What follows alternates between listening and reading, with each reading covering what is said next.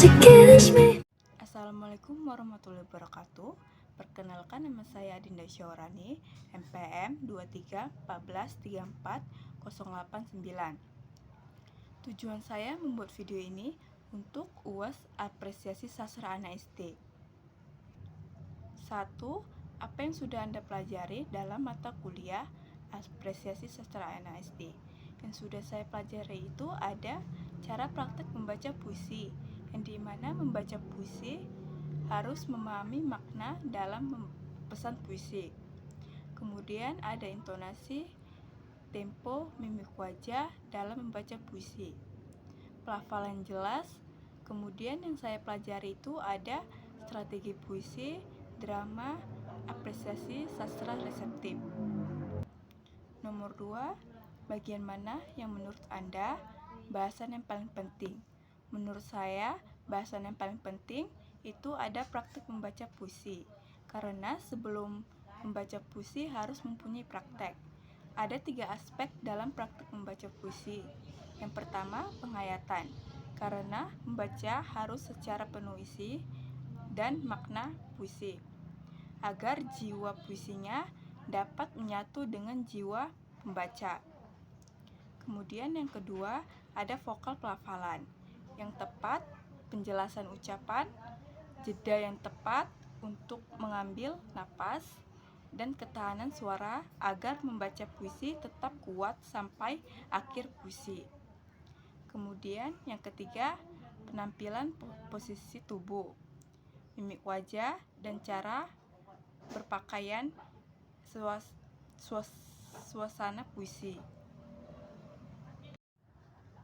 Nomor 3, dalam konteks bahasan sastra anak, sebagai calon guru, manakah materi yang menurut Anda tidak perlu ada dan beri alasannya? Menurut saya, materi yang tidak perlu ada itu apresiasi sastra reseptif.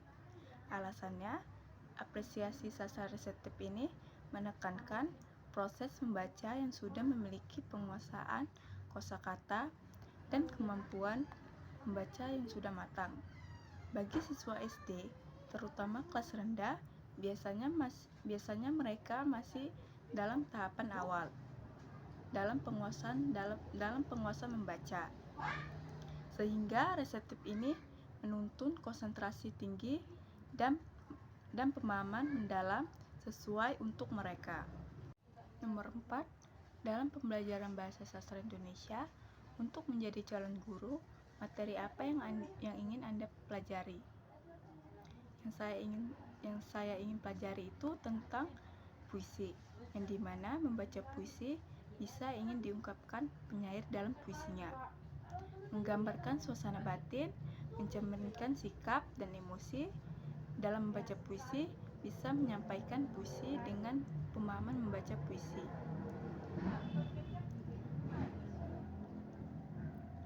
Menangkap pesan, emosi, dan keindahan.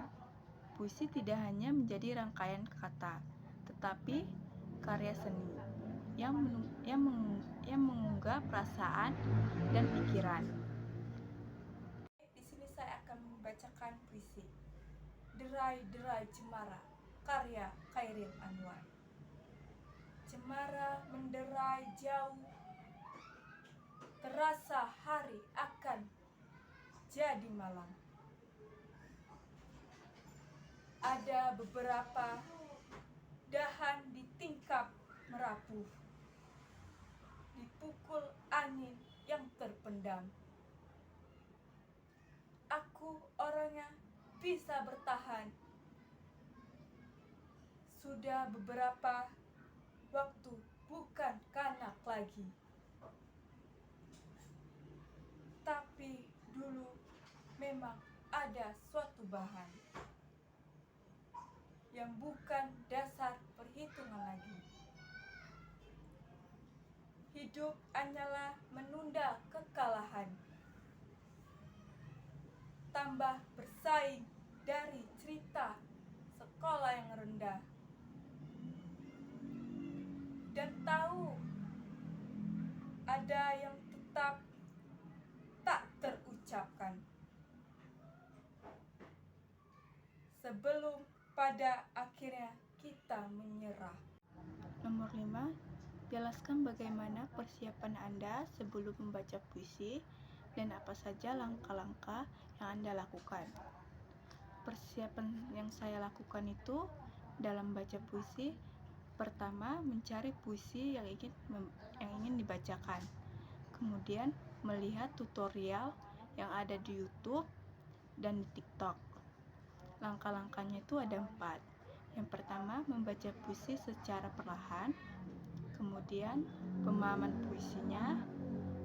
Kemudian menentukan nada untuk membaca puisi.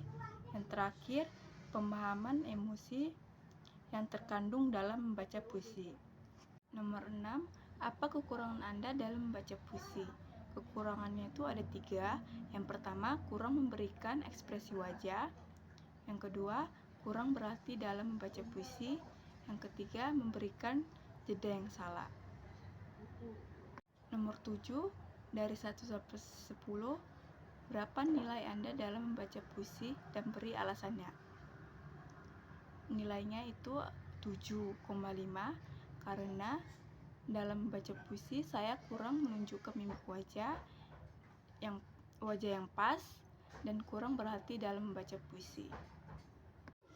Nomor 8, ada beberapa golden moment yang Anda tulis selama perkuliahan berlangsung dan mana yang paling berkesan. Ada 5 golden moment yang saya tulis di WA. Yang paling membekas itu di mana ibu mengajarkan kami dengan kerendahan hati, tidak sombong.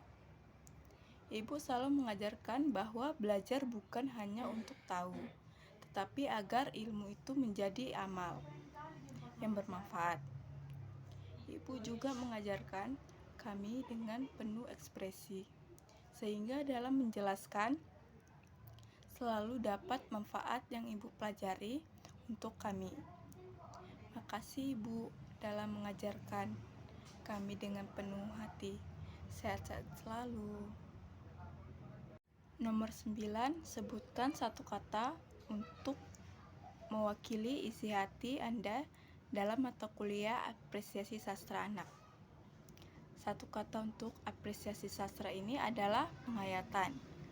Kata ini mencakup pemahaman, perasaan, dan keterlibatan anak dalam menikmati dan menghargai karya sastra secara mendalam dan menyenangkan.